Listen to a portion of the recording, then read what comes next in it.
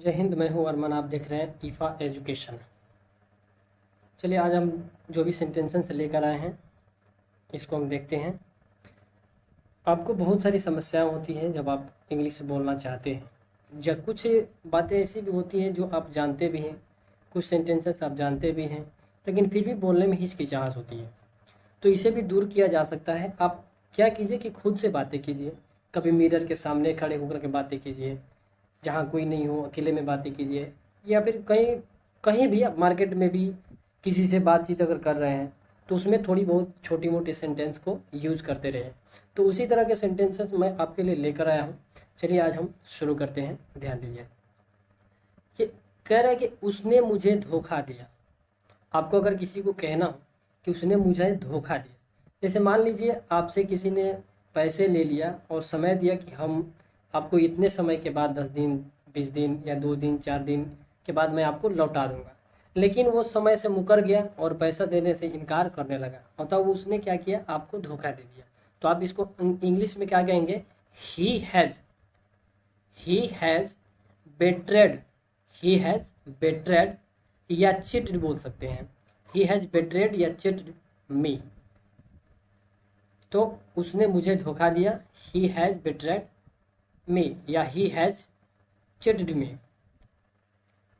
फिर अगर आपको कहना है कि मुझे उससे चिढ़ आती है, जैसे होता है नहीं कि किसी किसी को कोई ऐसा पर्सन हो जाता है जिससे चिढ़ आने लगती है, घिन आने लगती है, किसी बात को लेकर के, उसके नेचर को लेकर के। कोई ना कोई, हर किसी का एक अपना अपना वजूद होता है, कारण होता है, रीज़न होता है जिसके वजह से किसी को चिढ़ आती है। अगर मान लीजिए आपको भी किसी से चिढ़ आ रही है, इस बात को आप कहीं जाहिर करना चाहते हैं, किसी से कहना चाहते हैं, तो इसको आप इसके बाद से हिंदी में ना करके इंग्लिश में कहेंगे ही इरिटेट्स मी। क्या कहेंगे? ही इरिटेट्स मी। ही इरिटेट्स मी। उससे मुझे चिढ़ आती है। क्या कहेंगे? ही इरिटेट्स मी। उसने मेरे विश्वास को ठेस पहुंचाई। जैसे आपके विश्वास को कोई ठेस पहुंचाता है और इस सेंटेंस को आपको कहीं बोलना है कि उसने मेरे विश्वास को ठेस पहुंचाई है, तो आप क्या कहेंगे? He has let me down. He has let me down. फिर उसने नाक में दम कर रखा है। कहीं पे आपको कहना होता है ना कि उसने मुझे नाक में दम कर रखा है, मेरे नाक में दम करके रखा है, यानी परेशान करके रखा है। तो आप कहेंगे इंग्लिश में से he is a nonsense. He is a nonsense. He is a nonsense. ठीक है। दरअसल ऐसा गलती हो गया। दरअसल ऐसा गलती हो गया। जैसे बाई मिस्टेक आपसे कोई गलती हो जाती है, अगर आप इसी इंग्लिश में बोलना तो क्या कहेंगे? Actually it was done by mistake. Actually it was done by mistake. दरअसल ऐसा गलती हो गया। यह मेरा कसूर नहीं था। जिसे आपको कहीं कहना हो कि यह मेरा कसूर नहीं था, तो आप क्या कहेंगे? It was not my fault. It was not my fault. मैं किसका विश्वास करूं? मैं किसका विश्वास करूं? आप कहीं परेशान हो जाते हैं, किसी के ऊपर आपको विश्वास नहीं होता, और ऐसे एक बातचीत में आपको ये सेंटेंस बोलना हो कि मैं किसका विश्वास करूं, तो इसके बाद आप इंग्लिश में क्या बोलेंगे? Home can I trust. Home can I trust. मैं किसका विश्वास करूं?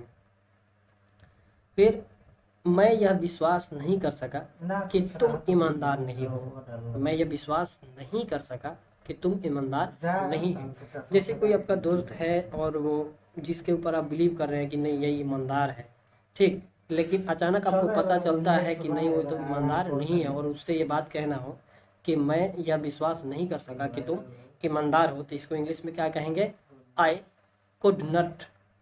आई couldn't believe that you I couldn't believe that you are not an honest person. I couldn't believe that you are not an honest person. I couldn't believe that you are not an honest person. मैं यह विश्वास नहीं कर सका कि तुम ईमानदार नहीं हो। कैसी शर्म की बात है।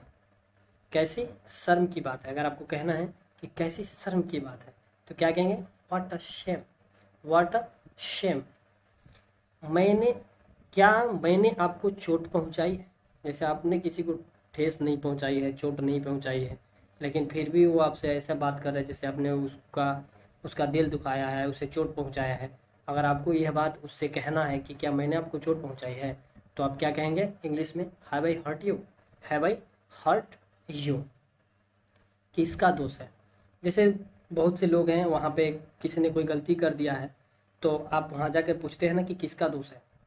2 4 5 अगर लड़के हैं, कोई गलती कर दिया है, तो उसमें आपको नहीं मालूम है कि किसका दोष है, किसने गलती किया है, तो आप पूछते हैं ना कि किसका दोष है। तो आप क्या कहेंगे?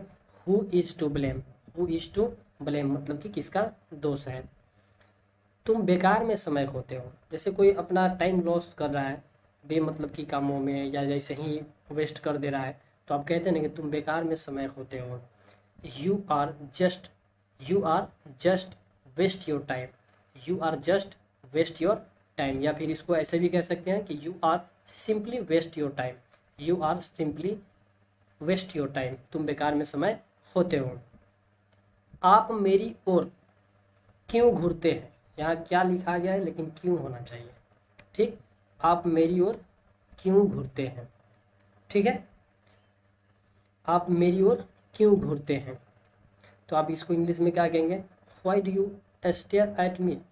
Why do you stare at me? आपको कहना है कि आप बेकार गुस्सा हो रहे हैं। आप बेकार गुस्सा हो रहे हैं। जैसे आपके ऊपर कोई गुस्सा कर रहा है छोटी मोटी बातों को लेकर के, तब कहना कि आप बेकार गुस्सा कर रहे हैं, इग्नोर कर दीजिए इस बात को। तो आप कहेंगे इसको इंग्लिश में क्या कहेंगे? You are angry for nothing. You are angry for nothing, या फिर ऐसे भी आप कह सकते हैं you are unnecessarily getting annoyed. You are unnecessarily getting annoyed, ठीक। आप बात को क्यों काट रहे हैं? जैसे आपको कहना है कोई बातचीत हो रहा है, उसमें आपके बातों को कोई काट दे रहा है, कि ट्रैक चेंज कर दे रहा है, बात हो रही है किसी और विषय पर, लेकिन वो विषय चेंज कर दे रहा है, सब्जेक्ट चेंज हो जा रहा है, तो आप उसको क्या कहेंगे इंग्लिश में? Why do you contradict me? Why do you contradict me? Why do you contradict me? कि आप क्यों, आप बात को क्यों काट रहे हैं? वाई डू यू कंट्राडिक्ट मी? अगर आपको कहना है कि आप अभी तक काम क्यों नहीं लगे, आप अभी तक काम में, आप अभी तक काम में क्यों नहीं लगे, आप अभी तक काम में क्यों नहीं लगे, तो आप इंग्लिश में क्या कहेंगे? Why haven't you begin the work yet? Why haven't you begin the work yet? या फिर आप ऐसे भी कर सकते हैं कि why haven't you started the work yet? Why haven't you started the